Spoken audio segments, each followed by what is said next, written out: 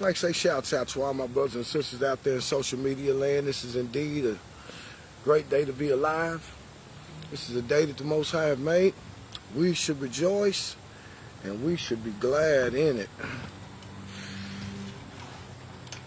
Give some of the brothers and sisters an opportunity to chime in on the video. I guess I don't need to let that umbrella up. Sun ain't too bad out here this morning. We're gonna deal with something today that's, we ain't dealing with nothing except real life, no way. But we're gonna deal with something that we don't often look at. Very important. Hallelujah. That's right. That's right. Peace and blessings be upon all the brothers and sisters on this morning. Shouts out to you, Donna Gwen, King Matthew Menard, Yalance Yisrael. And my sister always trying to sneak by. She hear that whistle. She know I seen her. Shalom. Shut up. I told you be quiet. Yeah, so I was thinking about something. This is one of those things that it's so natural in our life, but we don't pay no attention to it. Check this shirt out. And my brother made this shirt some years ago. He was out there selling him some t-shirts, so he got skates up there. But this is what caught my attention. I had never noticed it till today. It say endangered species, and then he got on there the black man, the black woman, and the children. Shouts out to you, big bro LA. Man, I came up there after we left the park. I said, he ain't gonna make it. He ain't gonna make it. But I did see you up there yesterday holding fast to your word. I just couldn't make it. So, shouts out to you. That's one of my mentors. That's one of my mentors, one of my big brothers, one of my elders. That's L.A. Johnson, also known in Kansas City, Missouri as L.A. Dog. He is one of the few brothers that had opened up his arms and welcomed me in when I decided to go back into the music and start trying to learn some of the technological things. Things have come a long way since a turntable and a mixer, you know. So we're grateful for any of the brothers that take the time out to pass on the knowledge to the young men. And so we're grateful. We're grateful for him. Yeah. So yeah, and speaking of that, LA, yeah, we got Captain Von Zell's thing coming up. I just left from over there in the garage. I did get down to Slice Music and get those speakers in there, but I'm not sure whether they're going to be ready by the time the function come around. So I've been over there, you know, I pulled them Behringers out that you gave me, and I said, well, we're going to have to make whatever we got work. So October the 17th in Kansas City, Missouri, on behalf of legendary kingpin of entertainment, Captain Von Zell, will be doing an event at Visions Hall on 63rd in Manchester. The radio station will start running the commercials on tomorrow. So the commercials are going to run 5 times a day throughout the course of the week up until the event. I myself don't have any more tickets, but I'm sure that there's still some tickets available. If they're not, then you'll be able to pay at the door. So all the brothers and sisters in Kansas City, Missouri that know Captain Von Zell, have any affiliation with Captain Von Zell over the years, we asking that you would please come out and support the captain in this endeavor. So all praises to the Most High Heavenly Father for that.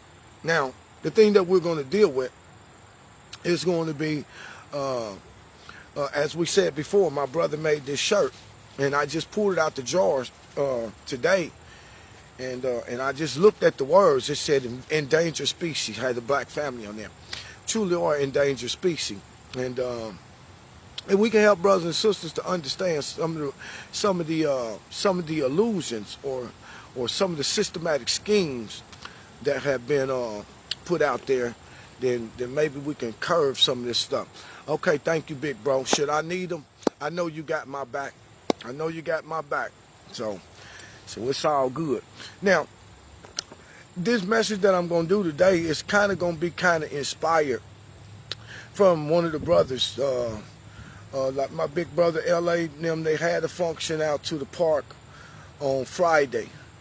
And I was out to the park, and as everything was winding down, one of the young brothers spotted me, and he came over there, and he said, man, I seen you, so I'm here, you know what I mean? And then he got to talking about the videos. He said, man, you know, I be watching the videos sometime, you know. And he started telling me how, you know, he did 16 years in the penal system. He said, and I came out, you know what I mean, and I've been working, and I've been keeping myself together, and I ain't looked back. And he said, a lot of the stuff that you're talking about be directly pertaining to things that we going through, either been through or yet to go through. He said, man, I just wanted to let you know that man, people are listening, you're doing a good job. And so he said, just keep up the good work. And so that's always encouraging to me. Now, my big brother, I remember one time we went to North Carolina. The general had brought us to North Carolina for a conference, and my big brother was there, and it was just all of the men, and we're just sitting around talking, and it was the younger men listening to the older men. But I had stepped out for a minute, and when I came back in, every man in there was weeping. Every man in there had tears in his eyes. And I was like, and I noticed it was my brother that was up there talking, and he was crying. And my brother's testimony was so powerful that it brought all of those men to tears. And my brother began to share with them how he had got entangled into a robbery when he was 17 years old. And he said, and through the course of that, when it was over, he said the only way that he could stop the people from killing them is he had to throw the gun because they had hostages. He said he had to throw the gun, and then he had to lay down on the floor like he was a hostage when the police came in. Quite naturally, he couldn't get away, but that was the only thing. He felt like that was the only thing that was going to stop him from killing me. Then my brother went on to explain to the young men, he said, you know, the judge had given him 7 life sentences. That meant that was no way possible. Not my big brother, the elder Robin Milligan, that y'all see out there with me all the time. He was given 7 life sentences. And he didn't ever think that he was going to see his family again. But you know what? He had a praying daddy. You know, he had a praying daddy. And eventually, my brother ended up walking out of prison doing, I think, a combined total maybe from either 16 to 18 years. And so I had an idea of what this young brother was saying about, you know, coming out of jail. Most of the times, you know, you can become institutionalized. There are many brothers that have become institutionalized in the prison system, and didn't know how they was gonna make it when they came out. Like take Biscuit on the movie Life. I mean, he had gotten to the point to where his manhood was affected while he was in prison. Many of our brothers' manhood is going to be affected while they're in prison because of the mindset of many of the men that are already in there. Know that they'll never get out. They'll never be able to lay next to a woman again. Never be able to feel the warm embrace of a woman. They'll never have no outlet for that lust anymore. And so when passion don't have no place to go, it perverts. And to pervert from something simply means that you deviate away from what was originally intended. These are some of the things that our brothers are facing on an everyday basis. You know what I'm saying? And you know what? And it's not just our brothers that's facing these things or affected by them. The whole family itself, the whole family structure. I'm gonna move this umbrella. The whole family structure is affected by these things. And sometimes we can deal with all sorts of things, especially when it comes to dealing with the things in the Bible. It seems like the main things we want to alienate ourselves from. First thing I want to do is I want to commend every brother who have gotten out of jail and had a made up mind. I am going to succeed out here. I am going to succeed. I am not going back to jail.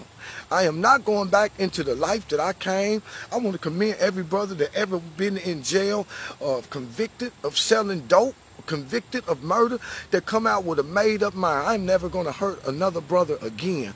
I'm never going to slap my sister again. I'm never going to sell my people no more dope again. I'm going to take this life that I got and I'm going to live it to the best of my ability, and may God help me and have mercy on me while I attempt to do that. That is not an easy thing to do.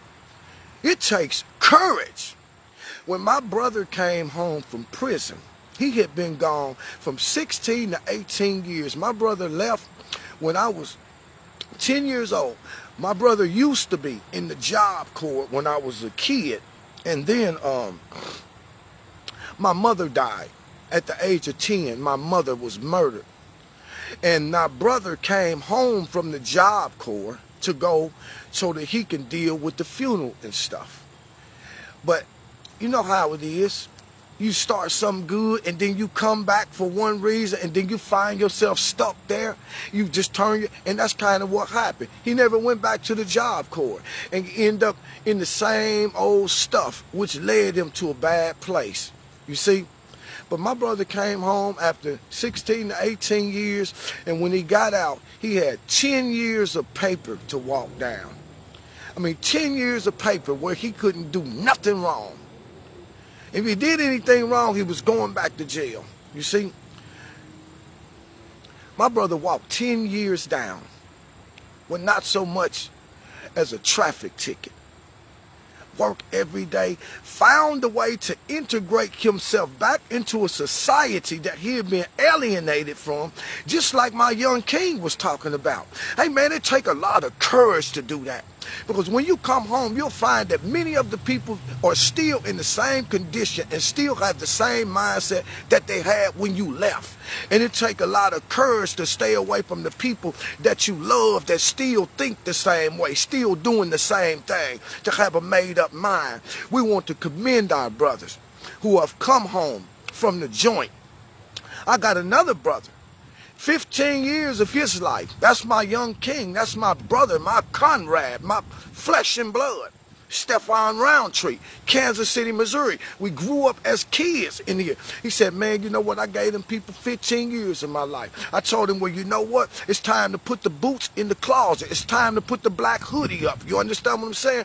And he got another shot at a good life. He been home, he got released from his, he walked that paper down like a champion.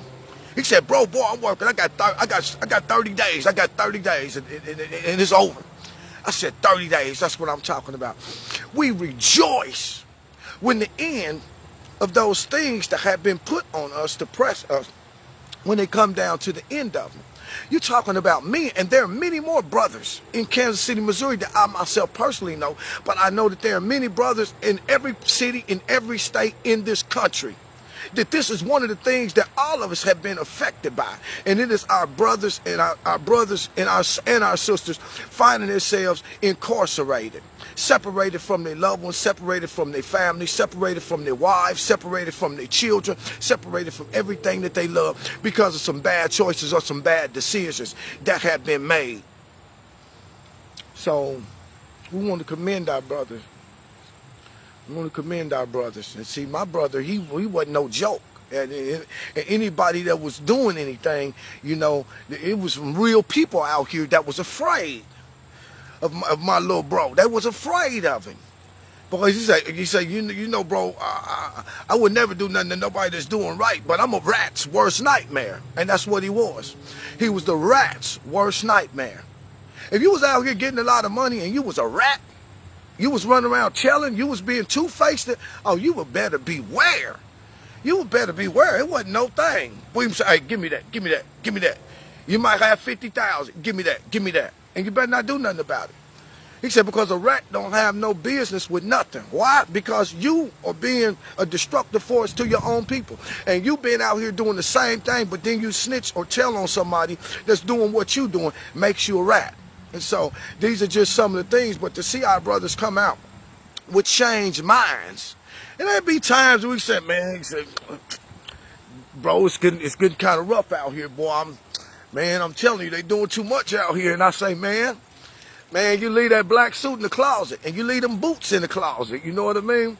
My big bro married now, and he got a new baby. You know what I'm saying? He raising that son, and just the look in his face of just living life. Because when we out here, man, in this nonsense, we not living. We existing, and we moving too fast to really appreciate any good thing that we got. So we want to first commend our brothers that have been into the correctional facilities, but I have found a way to come out of there, man, with a made-up mind that this life is too grand to be locked up behind anybody's wall. Then we want to warn some of our younger brothers that are out here right now. I know you want money. I know you want money. I wouldn't tell nobody nothing else, you know what I'm saying? As I told you, my mama died when I was 10. We had to go live with my daddy. He was remarried to a woman. She already had 5 kids. It was 6 of us. It wasn't really no place for us, you know? Even though, we slept on the floor all of our life. We ain't never knew what it was like to have a bed of our own or any of that because of the situation that we came into, and because we just got dropped in my daddy's life. You understand what I'm saying? Nobody could be blamed for that, you know what I mean? But this is the life that we live. You come from a background to where you impoverished, where you don't have nothing. Now, I'm the youngest. I'm the baby out of everybody. You understand what I'm saying? And so it's like, okay, it's the last thing here. Okay, many brothers don't understand what it's like, I used to have to go to school, get laughed at, get talked about, and all that because, I never had nothing. My sister would dress me, and she would put her blouse on me, or I might have her pants on, and she might roll them up or cuff them. But the whole time she'll be telling me, you unique, boy. You bad. You cool. Ain't nobody gonna look like you. Man, you just look better than everybody. You hold your head up. She had to tell me those things because she knew what I would be going through. Because my shirts got buttons on the wrong side. My shirts got flowers on them or whatever. But these are the things that my sister had to do. So when I start coming to a place to where I could be responsible for myself, I reached for the same thing. Hey, give me that sack of weed. I'll sell me some joints. Hey, when crack came, hey, give me that sack. It was the first time in my life that I ever seen myself able to go and buy my clothes, able to look like buying things that resembled the things that my sister would put on me. I bought things that caused me to stand out because that's the only thing that I ever knew. I never looked like other people. I never had the mindset of other people because of the mindset that... Okay, I just walking around just so I can reconnect to Facebook because sometimes that reception. But anyway, that's how it was. And my friends, they love me, but they would always talk about me. Well, here come this weird dude again, you know what I mean? But they knew I was just as thorough as anybody else, you see? But I started selling dope too. And then I start coming in contact with some things that I knew was going to lead my life to a place where I wasn't supposed to be, you see? And I am being guilty as anybody else because somebody right now, as they get older, still feel the effects of damage that I created, damage that I done to them. Because I done been out here and shot people too. You understand what I'm saying? Because that's the life that we choose. When you choose that life, you come in contact with different type of things. You know what I'm saying? I done been robbed on several occasions, and that's what caused you to go out and start shooting people. When people do things to you and invade your space, you see, they provoke you to do things, but what we don't understand is that these things will eventually lead us to places that we had no idea that we would be in. So we always use scripture, and what we tell brothers is what scripture say. And see, my daddy was a church man, and then we went to church, and I learned the scriptures at an early age. So the scripture will always come in and intercept whatever it is that I wanted to do, simply because I knew it. It would say things like, he that is soon angry dealeth foolishly. That meant that a quick-tempered, hot-headed man was going to do something stupid that was eventually going to result in some bad consequences in his life. So these things kept me at bay. Where many of my other brothers, they didn't go to church. Their parents didn't go to church, so they didn't know a lot of the scriptural things. But that is the only thing that separated me and the things that I was doing from things that my brothers were doing. We was all doing the same thing. There was just some lines in the sand that had been drawn and some points that I wouldn't go past because of those scriptures and those things that would come back into my mind that my daddy would be saying. And then I remember after I got robbed, and then I was adamant. I'm killing. So see, now I got the spirit of a murderer on me because of what somebody done to me. But what's being done to me is simply because of the place or the arena that I was in. When you're in a certain arena, then there's a greater possibility of certain things happening. So to my young brothers, that you ain't never been incarcerated, when you're in a certain arena, there are greater chances for certain things to happen. And that's why so many of our young men are being murdered. And as you murder one, then guess what? God gonna put a spirit on another one that's gonna come and murder you. And he'll put a spirit on another one that'll come and murder him. He'll keep putting a murdering spirit on somebody because whatever you sow, that's what you're gonna reap. Some people, some of us avoided the penitentiary, but didn't escape death. Some of us avoided the penitentiary and escaped death, but didn't escape becoming a victim of your own circumstances. And sometimes you can be out here on the street and be as much incarcerated as somebody that is locked up. Sometimes you can be living and your life can be as much of a dead thing as somebody that we done buried. You see, I never went to penitentiary. I didn't die. I became a victim of my circumstance. So at the cutoff point, when you think that it's over and you no longer going to deal with these things, there is a level of repercussion that comes from the bad choices that you make. So now where I was the one selling all of the crack and making all the money, buying everything, now I become the one that was using. Now I become the one that was buying, and I bought crack from almost everybody in Kansas City that was anybody that sold it. Yeah, I had a reputation. I had a good upstanding, and wasn't nobody gonna see me on a day where I wasn't clean. You wasn't gonna see me without my own money. You wasn't gonna see me without my own car. But just because I was clean, just because I had money, just because I had my own car, and just because that didn't mean that I wasn't in the same bad situation. I was feeling all of the same effects of my brothers that would be standing out there on the corner at 4 o'clock in the morning or getting ready to climb through somebody's window. I would be right there in that same place mentally.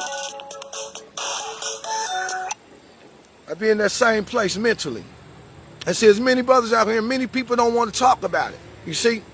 But people need to hear it. Because you either come out of these things one way. You either come out through the prison where you can learn the lesson. You either die without learning the lesson, or you either become a victim of your own circumstances. And whichever one of those things it is, you have to be prepared to embrace it. I'm here because of the choices that I made. But just because I made those particular choices don't mean that that's the grand sum total of my life. I can make a better set of choices. To all of my brothers that have made a better set of choices according to that mindset, if I don't like the building, then I'm going to change the way that I'm living. If I change the way I'm living, I can build my life in any kind of way that I want to build it. And we give a major shout out to our brothers who have been systematically through in prison because we didn't bring no crack here. We didn't bring no guns here. We didn't bring none of these things. Everything that any of us ever learned, we learned from white people. And if anybody get before a judge and they start telling you, well, you did this, you make them understand, hey, judge, everything I learned from y'all. I didn't come here with no mindset of my own. When we deal with them people at Spoke Park, we told them, you ain't putting us out of no park because we roller skate. You better get out of here. Everything that we learned from y'all. Our brothers burning rubber, we learned that from y'all.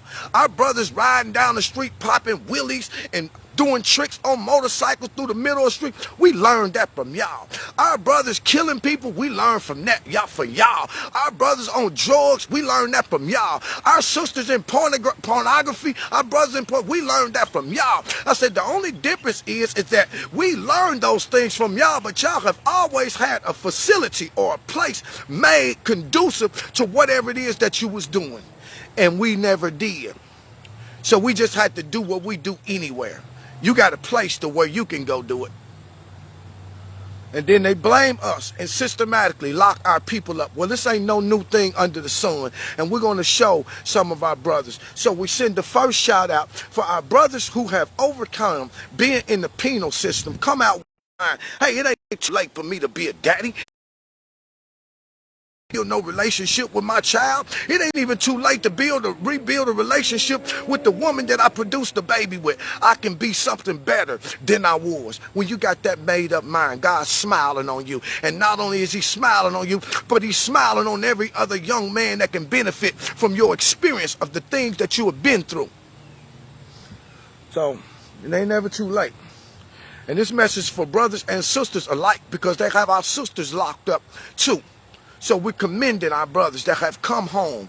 First, that you've been given the grace to even make it through that circumstances. Many of our brothers die in jail because they get shanked. Many of our brothers, you know what I'm saying, might get choked to death. Many of our brothers die in prison because their manhood is snatched away from them. Never be the man that they were supposed to be. But that don't mean that their life is over. It's just a set of circumstances that we get put into that causes us not to be able to, not to have a mindset to want to face the reality of the things that we got to live to. And we want our brothers and sisters to be lifted up, that have faced that reality and continue to live in spite of what they've been through. And we want to show our younger brothers who's out here with this foolishness. Listen, ain't nothing wrong with being cool. Ain't nothing wrong with being cool. Ain't nothing wrong with that. Ain't nothing wrong with that. But in order to be cool, that don't mean that you got to be tricking somebody. In order to be cool don't mean that you got to be climbing through somebody's window, that you got to be sitting back trying to figure out who you're going to rob, how you going to take what they got. Ain't nothing cool about not loving hoes. Yeah, you ain't supposed to love no hoe, but you're supposed to love and care for a woman. She's the mother of the world. And without her, you wouldn't even be here. You ain't supposed to be in love with no bitches. We don't love no bitches, but you are supposed to love a woman. You're supposed to love a woman. And if you're dealing with something that is classified as a hoe or a bitch, it's your problem and your ignorance and your foolishness, because men lead women into places where they supposed to be. So you can take what you call a hoe. Whoever said that you couldn't turn a hoe into a housewife was a damn lie. You see? Because God didn't make no hoes. And when women are born into this world, they are not born into this world as hoes. They are born into this world as little girls. And little girls experience great trauma and things that eventually bring them to places to where they become these particular things. But show me a woman that became a hoe without a man that persuaded her to do it. See, that's what I'm talking about. We're talking about reality. We're talking about real life. So let me show you something, brothers. Ain't no new things under the sun. Everything is systematic. All of this stuff is scripture. So let's see.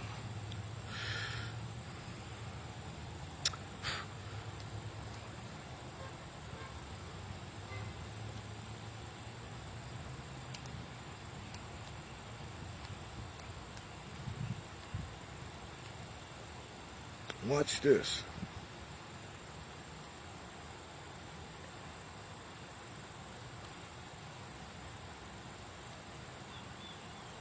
Watch this. Shouts out to all you brothers and sisters. All you brothers and sisters, every brother and sister, almost every brother and sister on this thread. You got somebody that's locked up in jail in your family, or you either closely connected to somebody that has been locked up in jail. Somebody that has either been locked up in jail for a nice portion of their life. Somebody who is either on their way to jail because they ain't went to court, or you've been dealing with somebody who have gotten home from jail and trying to find, you know, a better life for themselves. All of us have been through there. Question is, what are you doing? to impact the lives of people that are being in those conditions. What are you doing? Oh, they ain't gonna do nothing. He just gonna do the same thing again. You know, I ain't gonna, you know, they ain't gonna be worth nothing. You know, I ain't gonna. You should shut up.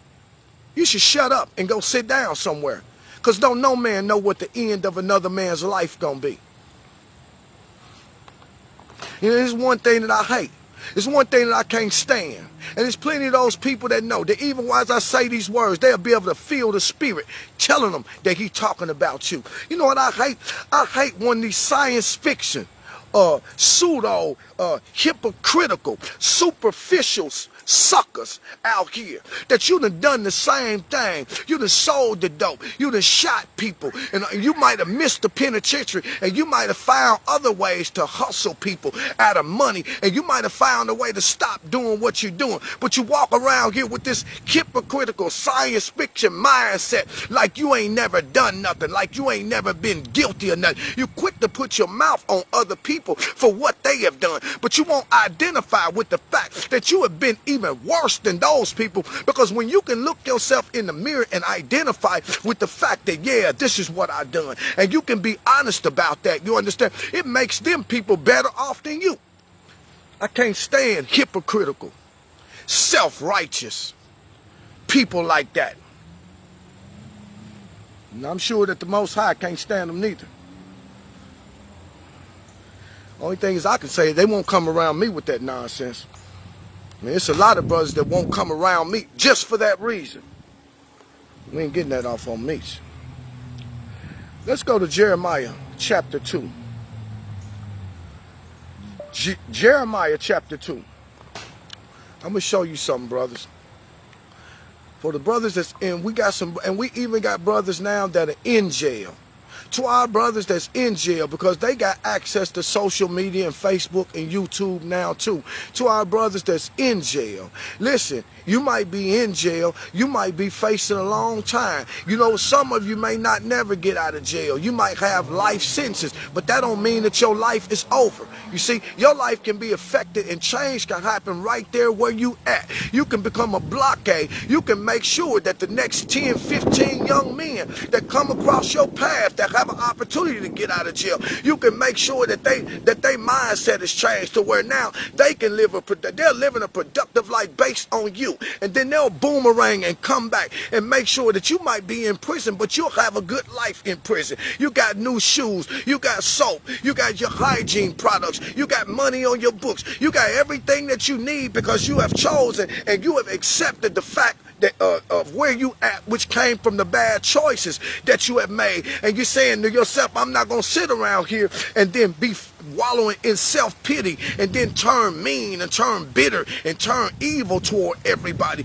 Say, I'm going to use this life. They gave me 40 years. It gave me 40 years, and I'm only on my second year. I'm looking at 38 years in the face, and I'm 30 years old right now. That means I'll be 68 years when I get the opportunity to be released. Instead of that, letting that depress you, you can understand, well, I got these years, and I'm going to use these years for the benefit of every young brother or every person that's leaving this place to have an opportunity to redirect their life. What you do with your life is your business. Can't nobody tell you what to do. The only thing we can do is show you that it ain't over till it's over.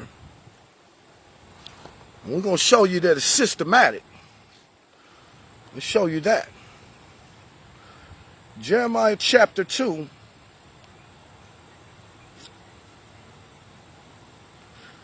Jeremiah chapter 2 says this.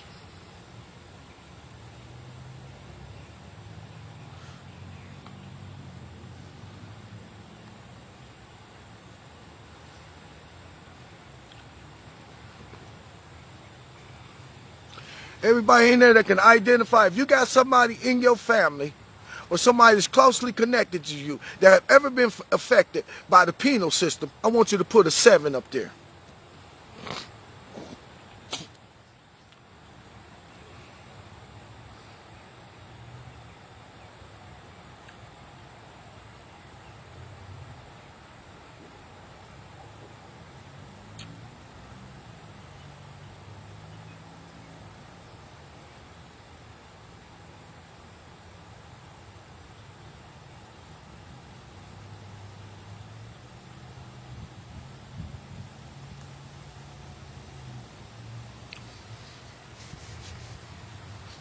Now, Jeremiah chapter 2, it is dealing with our brothers that are going to the penal system.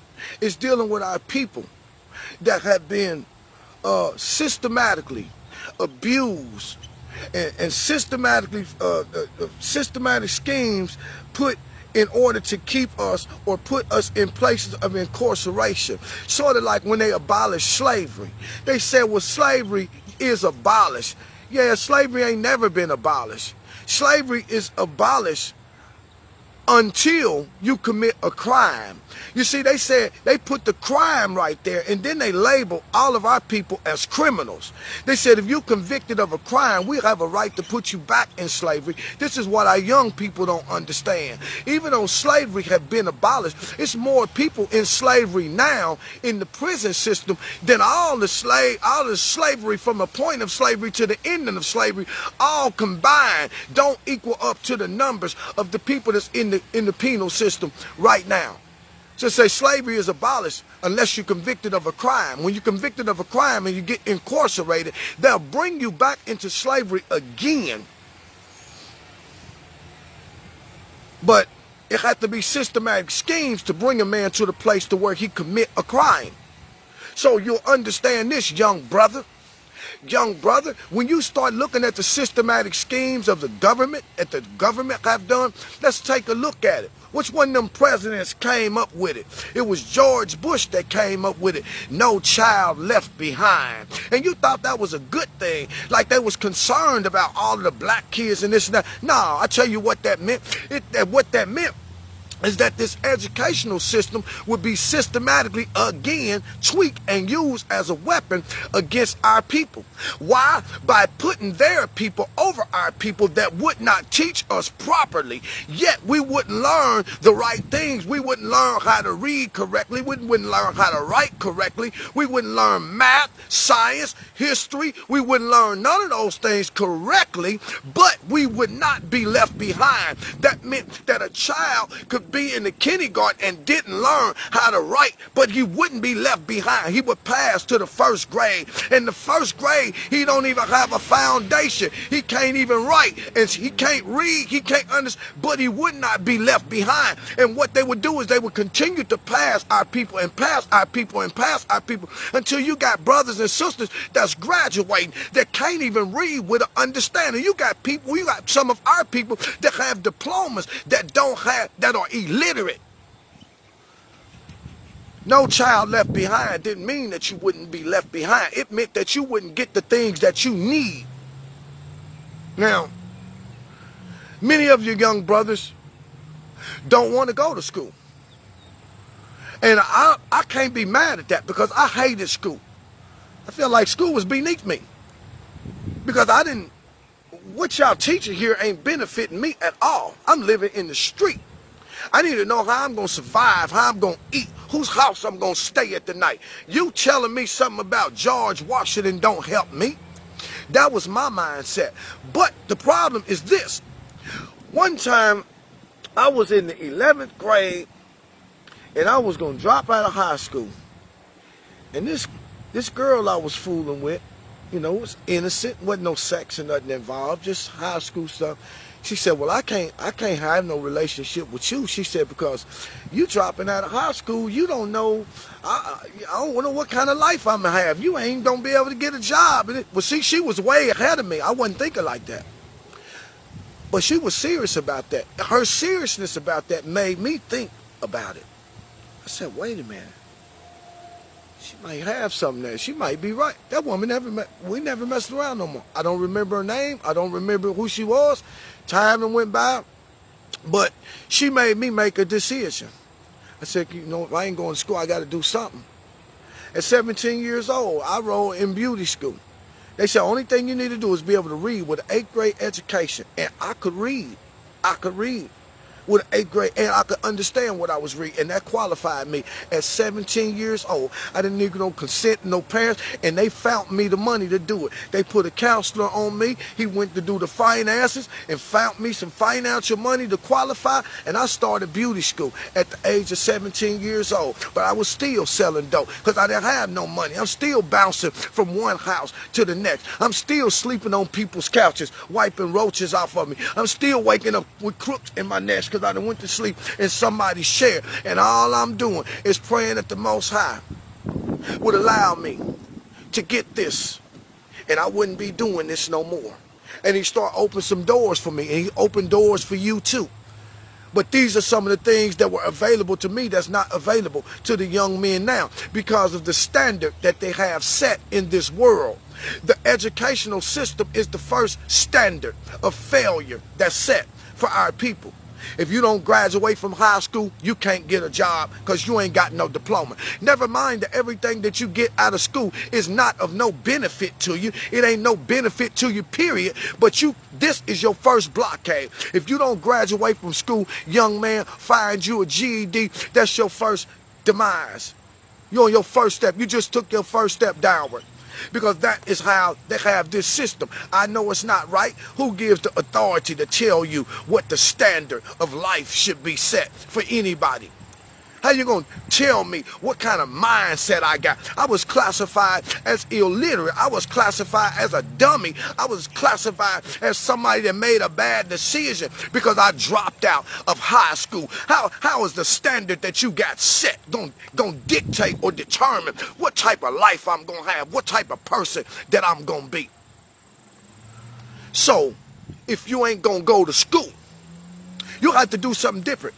In the same way that I'm speaking this, I'm speaking based on what was spoke to me because I hated school. I wasn't dealing with no class, and one day it was a hall freeze, and Milligan was in the hall. And the vice principal, Mr. Jackson, never will forget it. Milligan, I ain't caring about being in trouble because I didn't want to be here no way. Everybody else, he was sending to the office, get to the office, get to the office, get to the office, get to the office. But me, he said, Milligan, walk with me.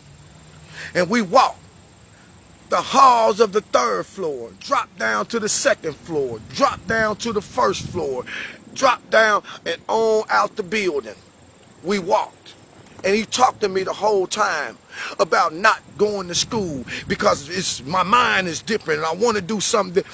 As he started telling me about different things that I can do as a young man, where I can make my own money, where I can learn how to be my own boss. He started talking to me and using examples like being a brick mason, where you can start making your own money and work for your own company, earn your own. Start telling me stuff, dealing with me about things that I could do for myself if I didn't want to go to school, because he understood that this was a thing that was affecting the whole community, especially when it came to black men. Our families was being destroyed. Our mothers and our fathers' heart was being broken because we going off getting 20 and 30 years. He took the time out to make me understand what it meant to be self-employed. He said, and the only thing you need to do is educate yourself in that particular area. And like I said, back then, you didn't have to have a high school diploma to become somebody's apprentice. You didn't have to have a high school diploma to go to Votech. These are all the ways that those escaped a standard that was set. We escaped that. We were the ones that they would say fell through the cracks. So they closed those loopholes, and now they said, if you want to do anything, you got to have this diploma. If you want to go to trade school, you got to have a diploma. If you want to be an apprentice, you got to have a diploma. If you want to go to barber school, you got to have a diploma. If you want to go to cosmetology school, you got to have a diploma. But it wasn't like that when I came up. See, that standard, that ain't there no more. And so it's like, you got to finish school and then do whatever you want to do. Because if you don't meet this standard, all doors are closed. This automatically going to confine you to a life of crime and poverty. You don't have no choice but to climb through somebody's window, sell some dope, rob somebody. Anything that you do is going to increase your chances of ending up in the penal system. I know what I'm talking about because they're going to jail every day because they sure ain't going to school. So let's go to the scripture. Let's go to the scripture. Verse 14 of the 2nd chapter declares, is Israel a servant? Is Israel a servant? When you look at all of the people on the earth and you look at their ethnicity and you look at their color of their skin and you look at the condition that their life is in, it automatically makes you understand who Israel is. Jeremiah the prophet has stopped and start asking God some questions. He said, is Israel a servant? And that's what Jeremiah ben Yehuda, that is my Hebrew name, asking the same question. Is Israel just a servant? Is that all that we was put here to do? Was be servants? Is he a homeborn slave? Or we put here just to be servants and just to be made slaves out of at the hands of all of our oppressors? This is what Jeremiah was asking. Listen at this. Why is he spoiled? You know what spoiled things are like? When something's spoiled, it stinks. When something's spoiled, it's rotten. It's putrid. It's detestable. I want it out. He said, is Israel a servant? Is he just a homeborn slave?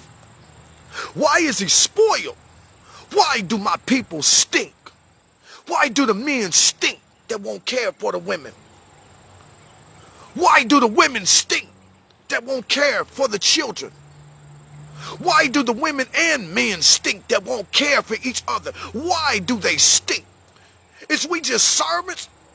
Or we homeborn slaves just put here to be up under the foot of everybody else? Why? If that be the case, why are we spoiled? Why do I stink? Why did when I come around, people hold the nose of their life? Because why am I made detestable to people?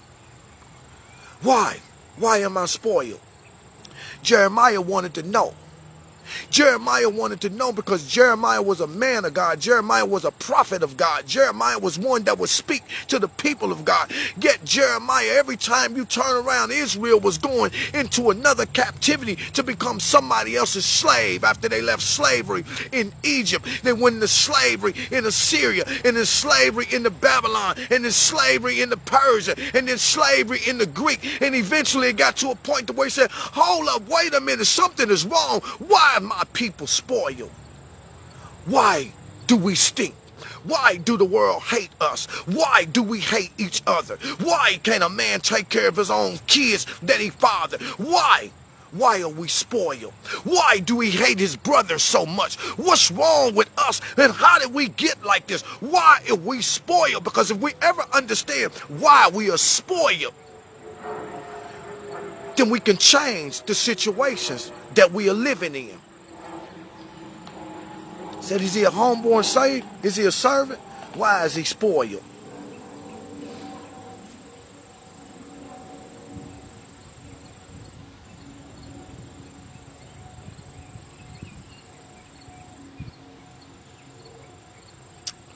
Yep.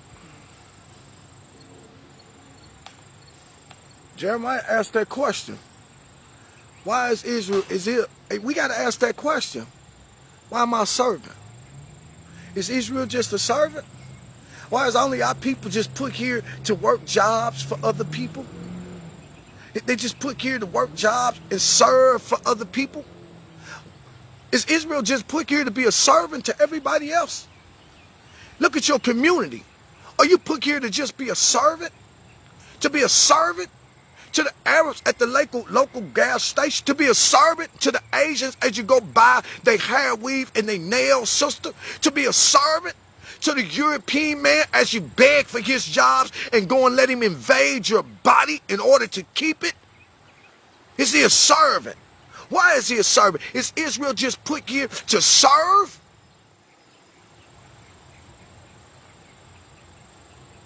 Is he a slave? Is he a homeborn slave? To be a homeborn slave means to come out of the womb. As soon as you can walk, go straight into the cotton field. To come out of the womb, you come straight out of the womb into slavery. Is he a homeborn slave? Is this the reason why we black people are born into the world to be slaves to other people? He said, why are we spoiled like this? You have to ask yourself these questions, brother, sister. Why are we spoiled the way that we are spoiled?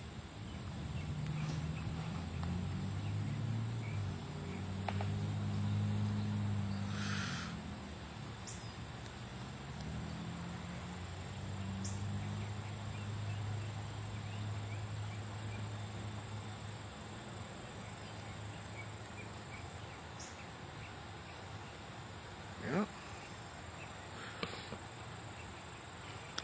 You see, Jeremiah asked that same question. But see, Jeremiah wasn't the only prophet.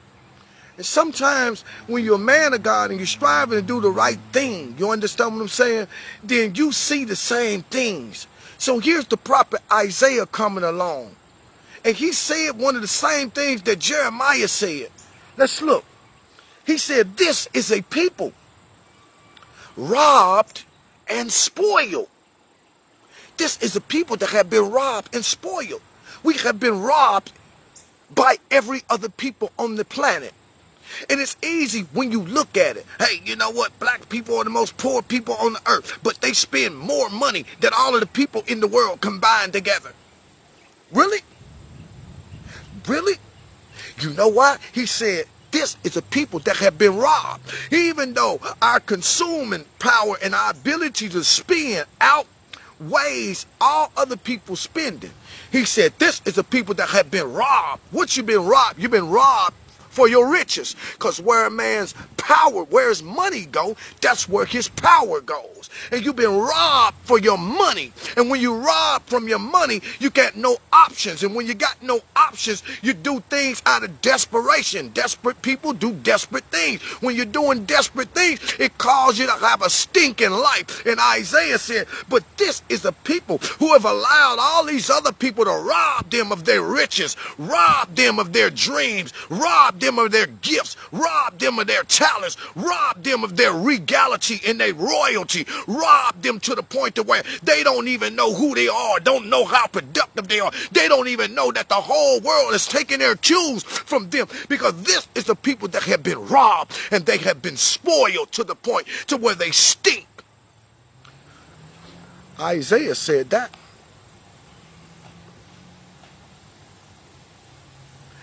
They are all of them snared in holes.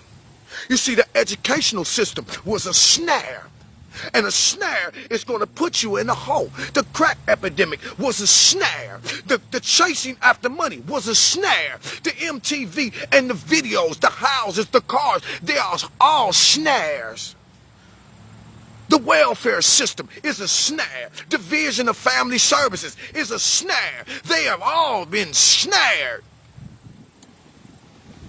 in holes, and they are hid in prison houses. You see that? This is a systematic scheme that the prophets was making them understand. It's the reason why the prison house exists. The prison house only exists because of the snares that have been systematically laid out there in front of a particular people. Ever wonder why 80% of the people in jail are black people? Yet black people only make up 10% of the people in this country.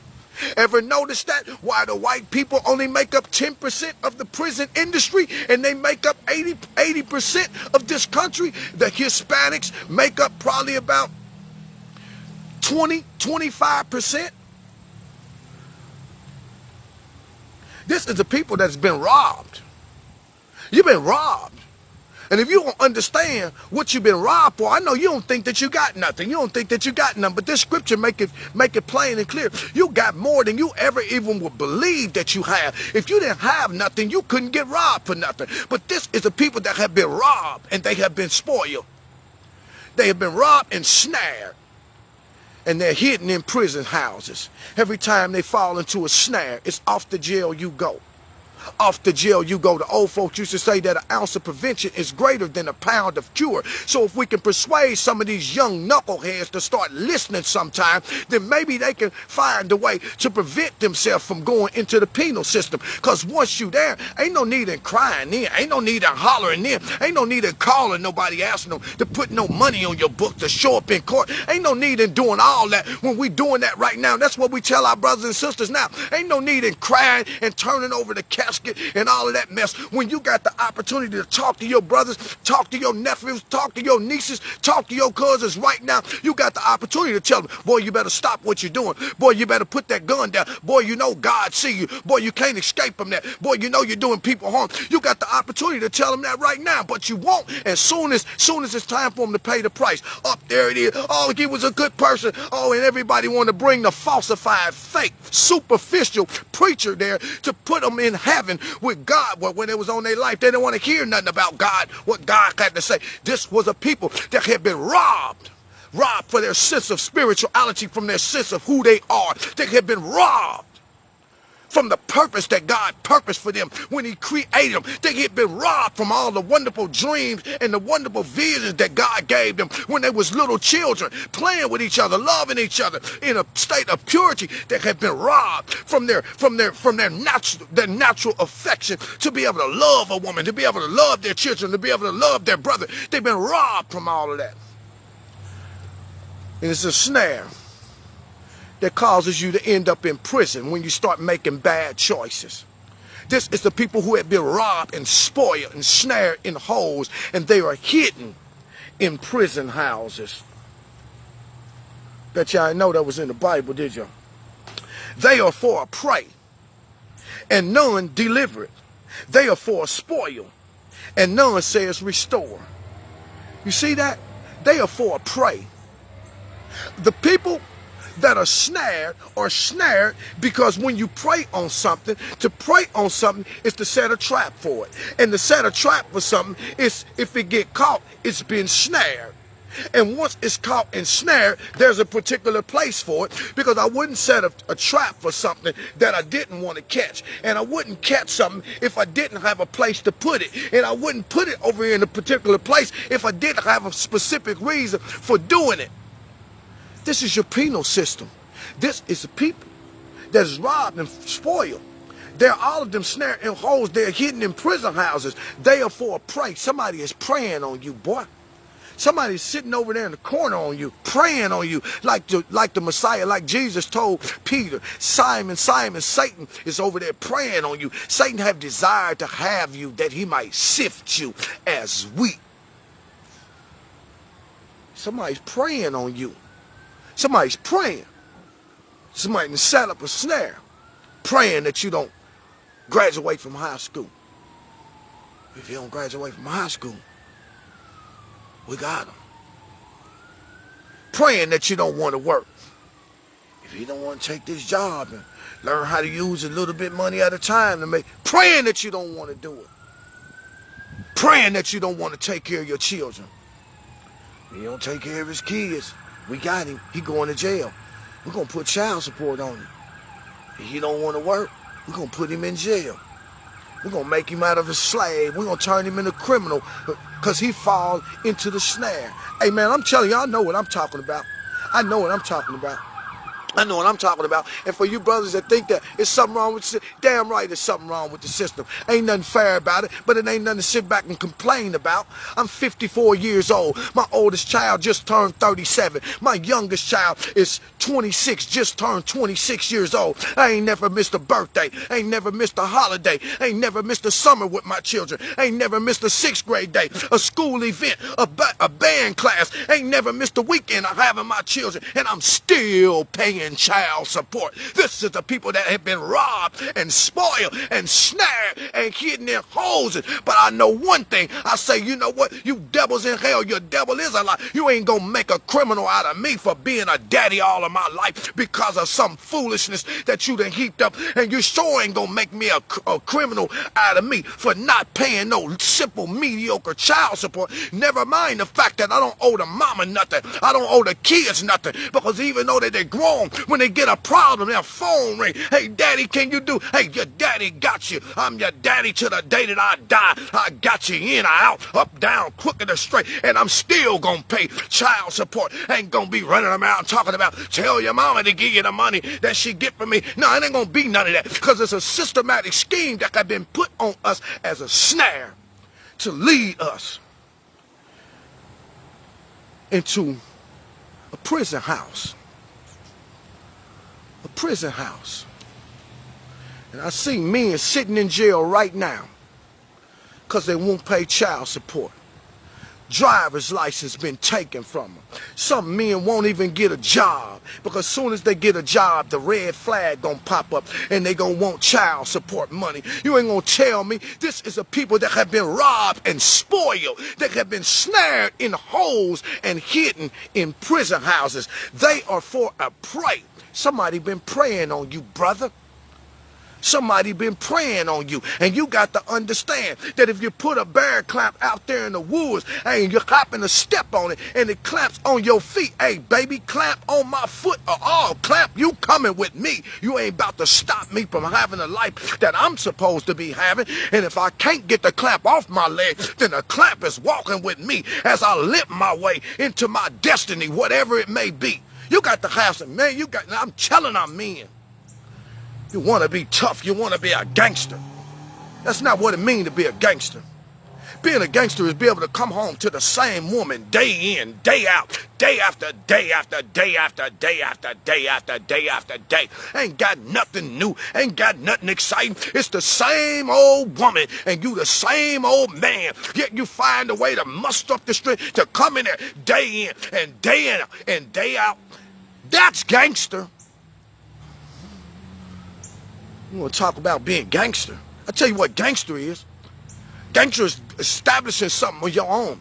Gangster is you getting up, taking a baby to the babysitter every morning, taking the kids to school every morning. That's gangster right there. You making the time to come out of the street, to come out of the park, playing like a little boy and take care of the responsibility. I tell you what's gangster. Gangster is to pay lights, gas, and water, and to pay rent, and then accept whatever help you get in a process. That's gangster. Gangster is being able to get out here and find a way to hustle up some money without selling somebody some dope. That's gangster without taking something from somebody, without shooting somebody. That's gangster. Gangster is being able to do those things. Gangster is being able to have a disagreement or argument with somebody and still remain brothers. That's gangster. That's what gangster is. You see? That's what gangster is. Y'all got the wrong definition of what gangster is. You see, these gangsters, what people call gangster now ain't nothing but a bunch of punks. Man, but a bunch of punks and pussies. That's gangster. You running around here toting guns like you tough. Yeah, you ain't no gangster, you're a pussy. Real men don't need no guns. Real men don't need no guns, because real man ain't got no desire in his heart to hurt his brother. That ain't no gangster. That ain't no gangster. Y'all can roll up on me and don't like it. It don't make me no difference, but you know, it's what it is. You got the wrong idea of what it means to be a gangster. And one day soon, you're going to understand it. Because once they hide you in that prison house and they'll take your gun away from you, then you'll understand that you've been preyed on. Because there's somebody in prison that's preying on you right now because you got the wrong mindset. And wherever is one rot gut mindset, it's one that's twice as rot gut. So the brothers that won't listen, that end up there anyway, it's somebody preying on you. Oh, I hope that little punk don't listen. Oh, I hope that little thug, that little thundercat. Oh, I hope that little tough nigga, I hope he don't listen. I hope he do think he tough and start talking that madness to his brother out there that was trying to help you. Oh, I hope he do. I hope he do disrespect the one that they call it, the elder. Why he trying to reach out? I hope he do. I dare him to. I hope he do. Because when he come in here, I'm going to remind him, hey, boy, you should have listened to what the elder was telling you, but you didn't want to listen. You said, who was he to tell you anything? So you was going to do what you was going to. You even threatened him. You even said, oh, shoot, I'll bust his head if I see him. He can't tell me.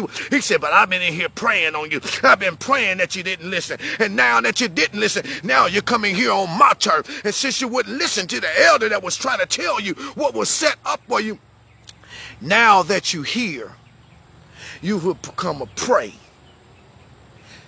Do you not know that that is how men lose their manhood? But do you not know and realize that the majority of the men that lose their manhood were this particular individual that I'm talking about? Why do you think it is? Is that if you ever go to jail for rape or for fondling a little kid or something like that, why do you think it is that that person's life is destroyed from the minute they walk in? How do you think they even know about it? You see, that's because you've been preyed on. We've been preyed on every level. You know what makes us a prey?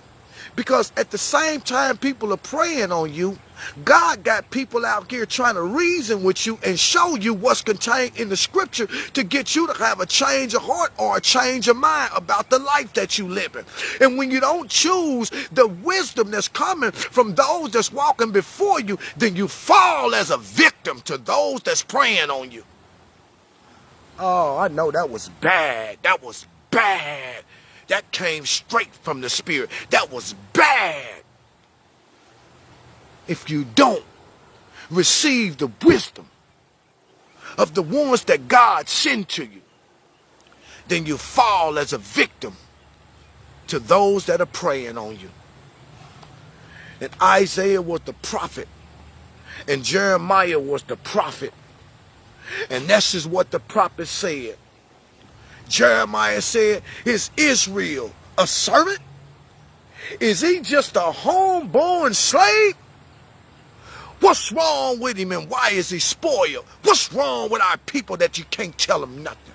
What's wrong with our sisters that get mad when we tell you that God didn't give you a purpose of being a whore in this world? What's wrong with our brothers when we tell them you ain't got no business out there fornicating and leaving a trail of fatherless children all? What's wrong with them when we tell them to put some clothes on your body and get them eyelashes off and start being proud of the hair? And what's wrong? Why are they spoiled? Why do they stink? Why do they not want to hear anything that God had said? Why? Why is it that the brothers don't want to hear? Man, you better get out of here with that, nigga. I'm a hustler. I'm a gangster, boy. Why is it that your brothers are spoiled?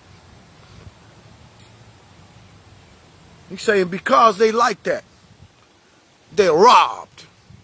They get robbed for the purpose that God had set for them. They get robbed for the life that God meant for them to live. They get robbed for the women that God meant them to care for the children that God meant for them to care for. They get robbed from the family relationship, of the sibling relationship that they were supposed to have. They get robbed from being able to be righteous aunties and righteous uncles, funneling righteousness down through the next generation. They get robbed from those things. And when you get robbed from all those good things, your life is putrid. It is nasty. It is filthy. It is stinking. It is no different than our sisters walking around out here with their booty cheeks hanging out of the back of their shorts as they bend over and twerk as though a real man desires to see that filth. Why do she stink the way that she stink? What's wrong with her mind that she think that this is what a real man desires to have? What's wrong with her? Why can't she understand? This is the reason why she got 5 babies, daddies, and none of them have taken care of their kids, and she's still running around here shaking her little tail feather. Why can't she see And she ain't got no problem raising the next generation of whores. Why is it that our sisters can't understand that? Why is it that they rob? Why is it that they spoil? I don't just talk about our sisters. I don't just talk about our brothers. I talk about us as a whole people when it's dealing with the things that the particular passages of Scripture are talking about. And I know somebody that ain't paying attention gonna come, well, all the people ain't like that. Well, all the people, well, you go sit your butt down somewhere. Matter of fact, you get off the video because you ain't heard nothing that was being said. Nobody talking about all people. We're talking about the people that end up in prison. And we're talking about the people that have been robbed and the people that have been spoiled to the point to where their life stinks. We're talking about the people that get in these situations and don't know how to get out of them. We're telling you how to get out of them. All you have to do is make a decision. Make a decision. This finger right here. This finger right here represents two sides of life. There is a rotten, putrid side of life, and there is a pleasant side of life that smells good, where everything is lovely. And the only thing that separates the two lives is where you choose to put your feet at. And if you a brother and you coming out of the joint, you got to understand that everything that landed you in the joint is still where you left it. He said, but when you want to do something different, all you have to do is put your feet over this line and you'll find the sky open up. You'll find a whole nother world exists. But you best believe that you'll pray. Something is praying. This side over here is praying. Oh, please, let him just put his feet over here. Let him put his feet back over here. He ain't never gonna get out again. He ain't never gonna get out again.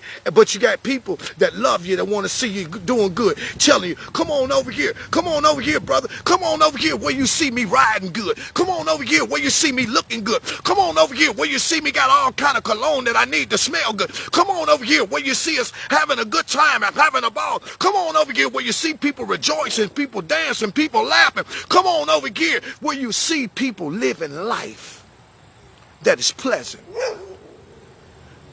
The choice is yours. They're not going to quit building prisons. They're not going to quit building them. They're not going to quit laying down systematic traps and systematic schemes to get our people to fall in. They're not going to stop that.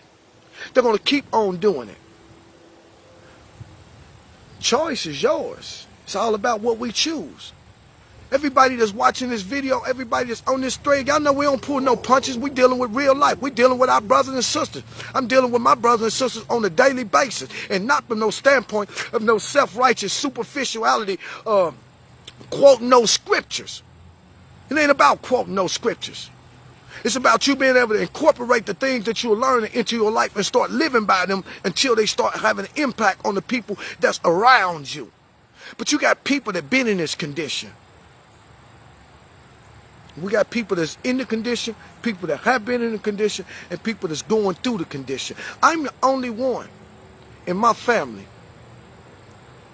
out of my brothers and everybody, I'm the only one. I don't have no record. I don't have no record. I don't have no felony. Might show my name up in the computer, it ain't coming up nothing. You see?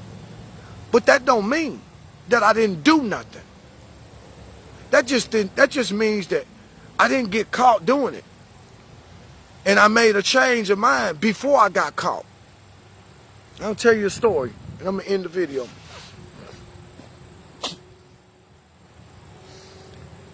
I'm the youngest of 6. And with the combined family from my father's marriage, I became the youngest of 11.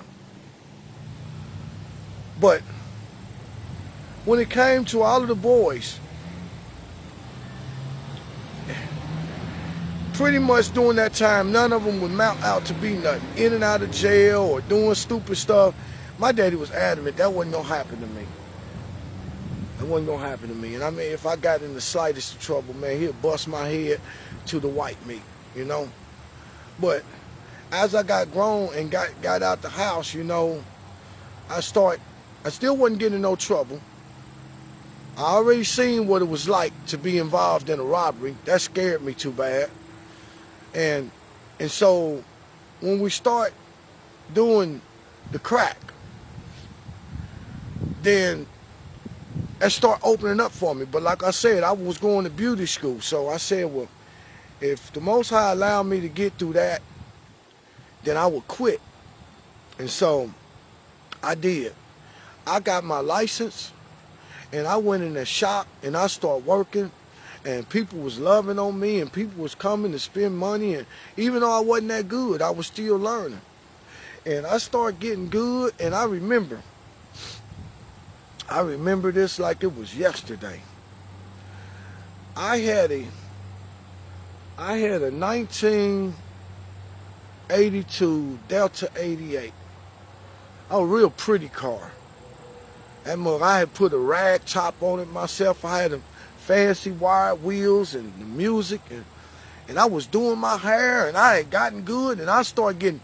I'm to the point now to where I'm making $600-700 a week easy, you know. So I'm riding, and I see this car one day. This was 1989. I seen a 1982 Cadillac sedan DeVille with 30s and Vogue tires on it, and that mug was trimmed in gold, and it was sweet. And I was like, boy, I'ma show them, boy. I ain't got to be out here selling no dope. I'm getting it. I sold my sister my car that I had, and I went and bought that one. I mean, I was riding so pretty. Let me stop this phone from ringing right quick, and I'm going to finish the story. Now, so I was riding so pretty, and it's about a week after. I only had it for about a week. So I pulled right there at the door of the beauty shop. And then one of my co-workers came out there. He said, hey, Meeks, didn't you drive your car today? I said, yeah. He said, where? I said, it's right outside it. He said, Man, I walked out there, my car was gone. They had gotten in my car and stole my car. Apparently, it was somebody else's car. Because, you know, they had it pretty. Their car had got repossessed. And when it got repossessed, I bought the car. I didn't know. But whoever's car it was, they wasn't taking too lightly to that repossession or somebody buying it. So they came and stole the car. And I was so heartbroken. I was heartbroken. I was through. And the only thing was in my mind was the other side of life was coming at me. Come on back over here, boy. You know you can get that right back. You can get it back. Besides, they ain't gonna do nothing but sell your rims. They done ripped out the radio. They done did all that. They ain't gonna do nothing but sell your little stuff for a couple of pieces of dope. Oh, man, it was just drilling me in my head. And you know what I did? Foolish me. Turned my back on my beauty shop that I was working in. Turn my back on the people that was training me, the people that was teaching me. Turn my back on all of that goodness of the people that was coming in there, excited to see young Michi in there. You know what I'm saying? Turn my back on the people that was trying to get me off the street.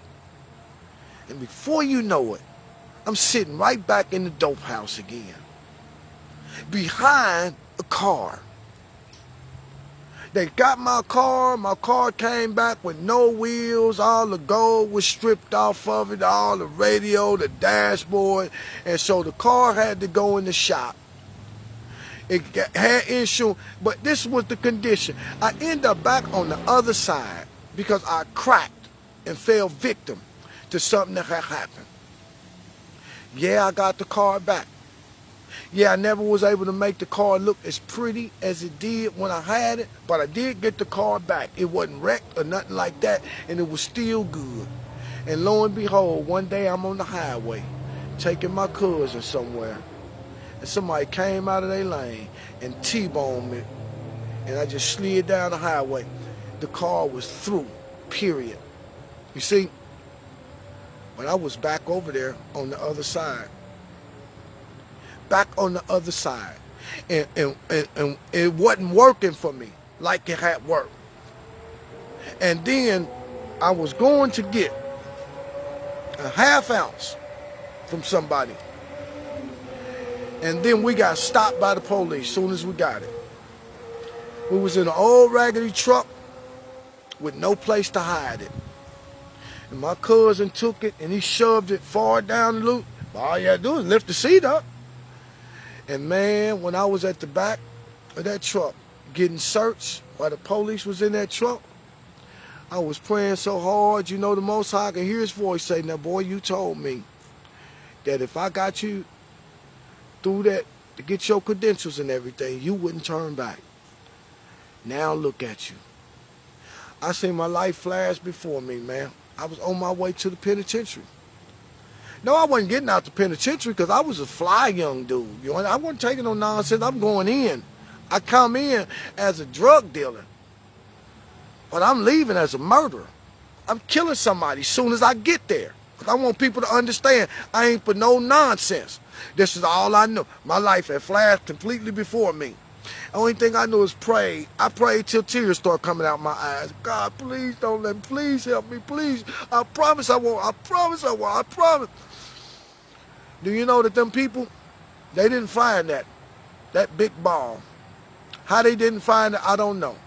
I like to believe supernaturally that the spirit came in there and took it out and then put it back once the police got out the car. But I was on my way to the penitentiary.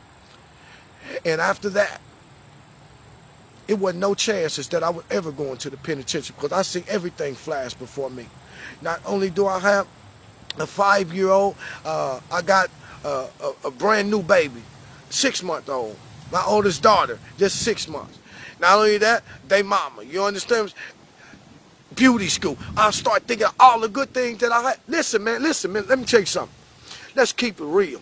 Every brother that have ever been to the penitentiary have had this experience to happen to them, where they visualize. Now you suddenly can see all the wonderful things that you got in this life about to pass you by.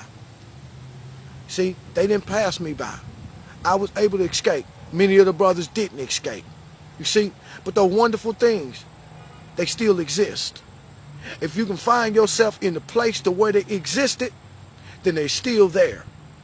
So we don't want our brothers and sisters to lose no hope.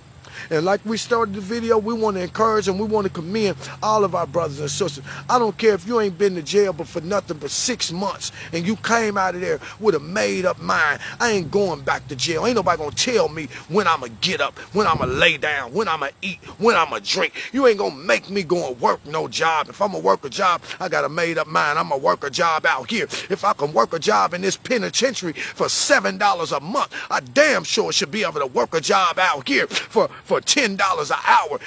All of our brothers that are doing their due diligence, double honors to you. To our young brothers that think it's cool to be out here handling the guns and shooting your brothers and while you're pounding all this nonsense in your ear, riding up and down. To all of you brothers, somebody is praying on you. They hoping you don't never wake up. They hoping you do come through the doors of the penitentiary. And we say like Grandmaster Flash used to say, you'll admire all the number book takers, thugs, pimps, and pushers, and the big money makers. Driving big cars, spending 20s and 10s, and you want to grow up to be just like them? Smugglers, gamblers, burglars, scramblers, pickpocket peddlers, even panhandlers. You say, I'm cool, I ain't no fool, but then you gonna wind up dropping out of high school. Now you unemployed, all non-void, walking around like you pretty boy Floyd, turn stick-up kid, but look what you done did. Now you got sent up for an 8-year bid. Now your manhood is took and you're a May tag. Spend the next 2 years as an undercover fag, being used and abused, served like hell till one day you was found hung dead in a cell. It was plain to see that your life was lost. You was cold and your body swung back and forth. But now your eyes sing the sad, sad song of how you live so fast and die so young. So don't push me, cause I'm close to the edge. I'm trying not to lose my head. You brothers that's close to the edge, don't lose your head. Stay in the fight. Keep on doing what you was here. What's here for you to do. Peace and blessings be upon all of you.